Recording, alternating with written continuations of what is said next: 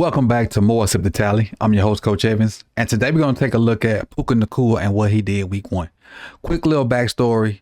Puka's first year coming out, he had success his first game, and I literally thought that he was a product of the system. I felt like he was having so much success because Cooper Kupp was out, and when Cooper Kupp came back, his numbers would diminish. Boy, was I wrong.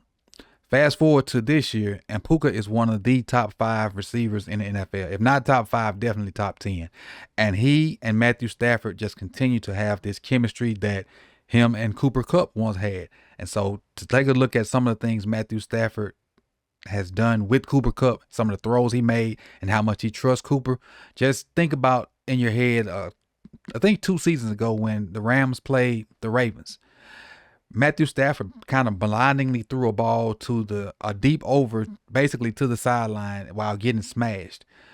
Puka made an unbelievable catch, barely getting his feet down and barely even catching the ball at the same time on the Baltimore sideline. So that chemistry has grown since then, and they've gotten better and better, and week one was no different. He had 11 attempts, 10 catches, over 100 yards. But let's take a look at 4 of those and see what Puka does to basically demoralize opposing defenses, and Matthew Stafford as well.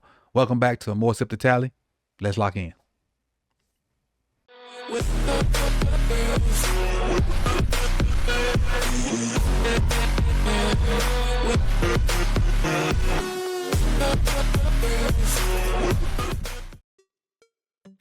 All right, welcome back, and let's get started on this Puka Nakua film. Now, you see him coming out right here. He's your bottom defender right here. And what he's going to do, he's going to run a post. But what I love about it is watch when he gets to the top of the route. He's going to widen it just a little bit to make the safety kind of give him some space. Then he's going to stick it right there and create the space he needs for Matthew Stafford to get the ball to him.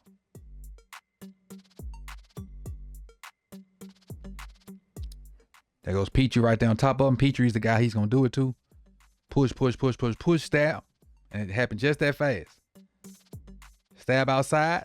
Widen Petrie a little bit more to get him to open his hips and get in retreat mode. And that gave Matthew Stafford enough room. Look at Matthew throwing it before he even break. Like, this dude hadn't even broke on anything yet. I don't know what he's breaking to, but the ball's coming over his head to Puka Nakua. Bam. In stride. And Matthew Stafford takes another lick as usual. Perfect placement between Matthew and Puka. All right, on this one, you'll see Nakua here have a deep end cut.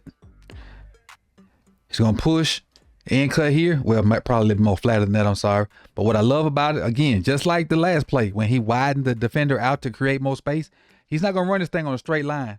So kind of widen this thing out, widen it out, stab, come in. Just to create more space. You see him at the top of the numbers. Widen it out. Now he's on top of the number. That's just to create more space. So he's running at that angle so he can get more space on that end cut. Push off.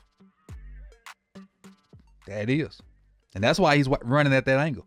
To give him more room to work with when he make that end cut. Look at another perfect throw. Look at that. Another perfect throw. Now this time Stafford has a clean pocket. And he knows with this route right here, clearing the middle of the field out, he'll have this area to work with. He just got to make a good ball to Puka. And there it is. There it is. Now here's a little wrinkle that they've done. They always motion Puka down and use him as a blocker. Or just line him up there and use him as a blocker. And what they normally do is he'll get right there and then he'll just fold up and block this linebacker or a safety depending on what they bring, down in the box. And a lot of times they run off of it. So seeing this look as a defender, to me, alert, I'm going to attack this so, they can't do it. Well, the little wrinkle that McVay's put on it, he's going to flash in like he's going to block and run a little out route, which will give him completely NFL open. Like he blocking, you see him getting ready to take that on. Watch him just sift and go out. Bam. And look how open he is. Stafford just got to get it to him. Love that wrinkle from McVay. Love it.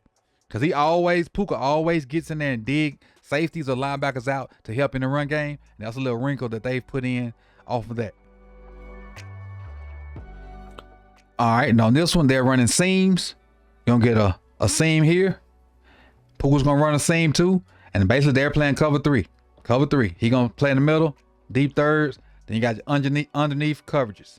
Underneath coverages. So what Matthew Stafford's going to do, snap the ball, he's just going to try to hold his safety. Hold his safety and come in another direction. So he is initially going to look down here. But as soon as that safety like freezes or pivots, he's going to come to Puka. Holding, and see that one step. See that one, look at the safety. Look at the safety right here. This one false step, because Matthew looked that way, he comes off of it right now and knows that he can't get back to the other side. Fires a missile right in there. Again, another perfect throw from Stafford. Stafford's ball placement is amazing. It's amazing. And he got a guy that's willing to go over the middle, catch the ball, that's willing to run the tough routes and catch the ball, and he trusts him with everything. And if he keep making throws like this, the Rams are going to be a problem to deal with in 2025. So I appreciate you guys for coming out. You could have been anywhere in the world, but you chose to be here with me. If you like this content, like the video, subscribe if you've not done so, and hit that bell so you can be notified when the rest of this content drops. I'll see y'all soon, man. Peace and love.